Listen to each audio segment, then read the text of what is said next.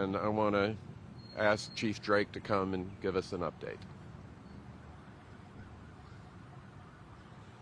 Thank you, Mayor Cooper. Again, thank you all for being here. Just an update from today's press conference. We've identified the shooter as Audrey Hale, 28-year-old female that lived in the Nashville area. We have investigations ongoing now at the residence on Brightwood Avenue. And we have made contact with the father that lived at that residence and are putting together more information. We've also determined there were maps drawn of the school in detail of surveillance, entry points, etc. We know and believe that entry was gained through shooting through one of the doors is how they actually got into the school. I want to take the time to at least say, and I won't say the victims' names, I'll let Don say that, but out of the 6 victims, 3 adults, 3 of those were children. 2 of them were age 9, 1 was 8, about to be 9. All the families have been contacted. The victims' families have been contacted as well. My thoughts and prayers go out to the family. When we send our kids to school or to any place of safety, we expect them to live, learn, have fun, and come back from that day's experience. We don't anticipate things like this. And I want to say thank you to our partners, to Chief Swan, to Glenn Funk, to our mayor for his support, to our federal partners.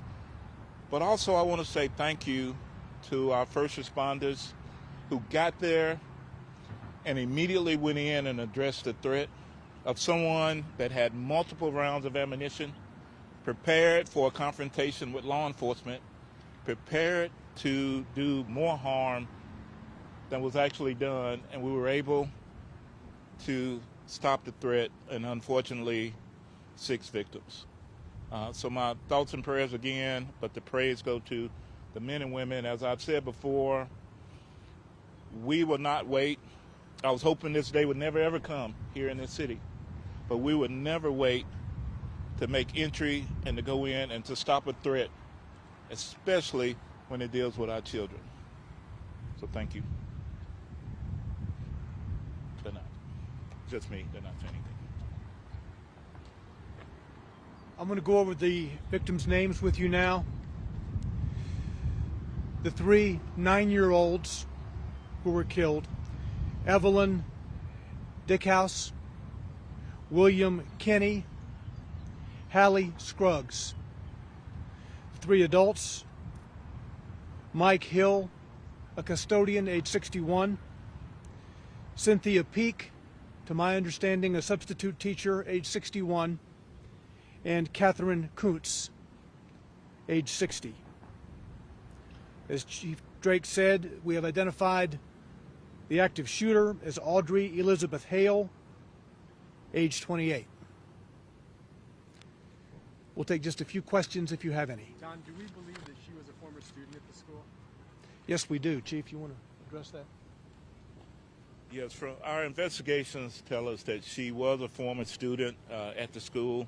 I don't know what grade she's attended or grades, but we do firmly believe she was a student there. Does She she identify as transgender? does identify as transgender, yes. Is there any reason to believe the shooter first went to the church before going to the school? I can't give you that information. Sure, we know that the minute the calls came in, we responded to the church, so to the school. Yeah. Was there like 2 officers that went in when they first got there? Do you know how many there was when they first got there? So it was 5 officers that immediately went in and addressed. We have video that we're going to release, but you can see in the video, you can hear gunfire going on as they're in the school. They address the threat and take that threat down. So we know there were 2 AR-style weapons, one a rifle, another was an AR-style pistol, and the other was a handgun. We believe 2 of those may have been obtained legally, locally here.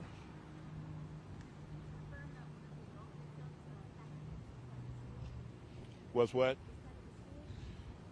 There was some, I don't know her exact capacity within the school, but it was higher up in the echelon.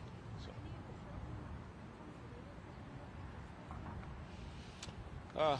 Unsure. I believe one may have been, but I can't confirm that. No history at all.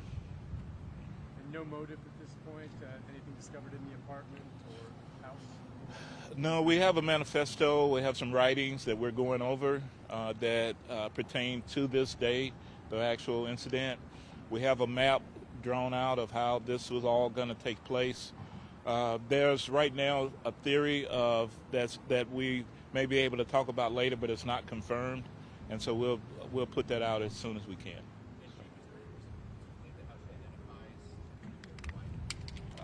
I'm sorry, I knocked someone's mic over. I didn't hear you. Say that again, sir.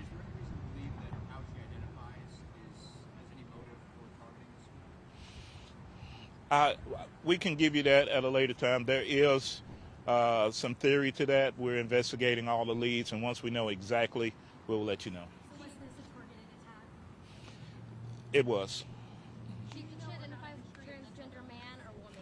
Don't know any history of mental illness at this time, but we are looking at that as the investigation is ongoing. And I'm sorry. Did she identify transgender man or woman? It's a woman.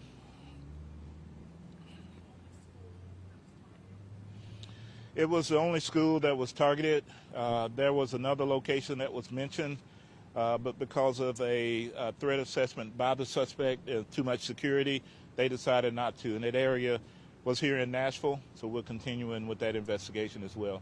Right now, we believe it's a lone assailant, and we don't anticipate any further damage at this time, but we're still investigating. So. Brightwood address. She lives there with her parents? Yes. Yes. Mm-hmm. Okay. Thank you. So the scene is going to be processed throughout the night, probably into tomorrow. This is an extensive scene. As you know, she entered the building, which is one structure. The church and the school are in one building. She entered on the lower floor.